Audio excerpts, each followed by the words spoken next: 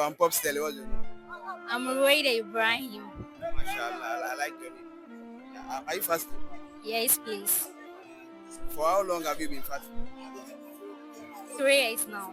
3 years. Yes. That's nice. So why do we fast during the month of Ramadan?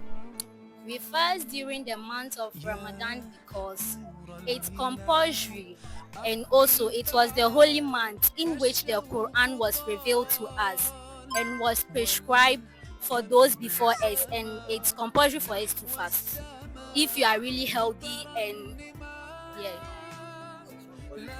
yes, please. There is this special prayers we perform during the month of Ramadan. What's the name? Tajud, Can you please mention the 5 pillars of Islam for us? Shahada, Zakat, Ramadan, Salat, and Hajj. Thank